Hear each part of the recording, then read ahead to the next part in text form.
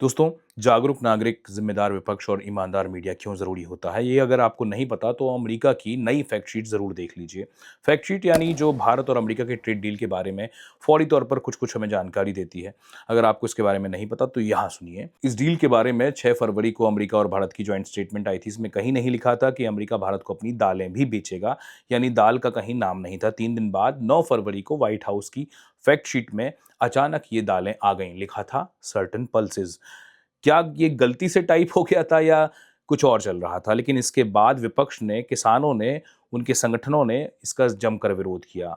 सरकार ज़्यादा कुछ नहीं बोल पाई लेकिन सावधान ज़रूर हो गई और शायद यही वजह रही कि अगले ही दिन यानी 10 फरवरी को अमेरिका में व्हाइट हाउस को फैक्ट शीट बदलनी पड़ी। दाल का ज़िक्र हटा दिया गया, लिखा गया कि 500 अरब डॉलर के बिज़नेस के लिए इंडिया मजबूर नहीं है बल्कि कमिटेड है यानी इरादा रखता है। लेकिन फिर भी रुकिए, दाल हटा ज़रूर दी गई लेकिन अभी भी बहुत कुछ है। डीडीजीज यानी जेनेटिकली मॉडिफाइड मक्का का बाय प्रोडक्ट जो होता है, पशु आहार के लिए इस्तेमाल किया जाता है, वो अभी भी आएगा। रेड सरगम यानी लाल ज्वार, सोयाबीन ऑयल, फल, ये सब तो अभी भी लिस्ट में है ही। अगर ये आया तो भारत के पशु आहार बाजार पर अमेरिका की कंपनियों का एकाधिकार हो सकता है, क्योंकि टैक्स जीरो होगा उनके लिए। और यहीं से शुरू हो रहा है असली विरोध। किसान संगठनों ने 12 फरवरी को देश भर में बंद बुलाया है।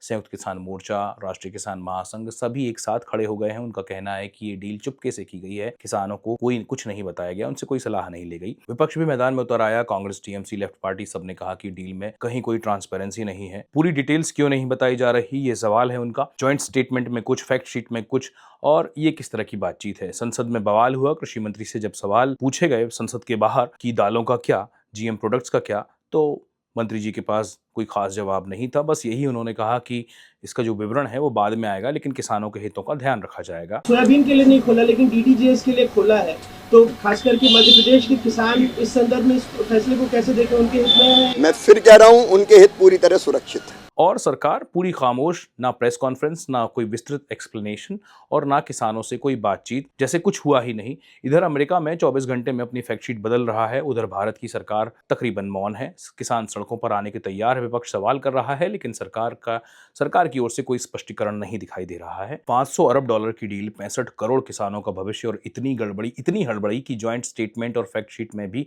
मेल नहीं हो रहा। मतलब इतनी बड़ी डील में या तो अच्छे टाइपिस्ट और क्लर्क रखने पर ध्यान नहीं दिया गया या फिर कुछ और सोचकर व्हाइट हाउस जो है वो बैठा है। अब व्हाइट हाउस के पास ऐसे लोग तो होंगे ही ठीक ठाक, बचा दूसरा ऑप्शन कि कुछ सोचकर बैठने का। तो अमेरिका इस मामले में जमाने से बदनाम है। कौन सी नई बात है धोखा देना उनके लिए?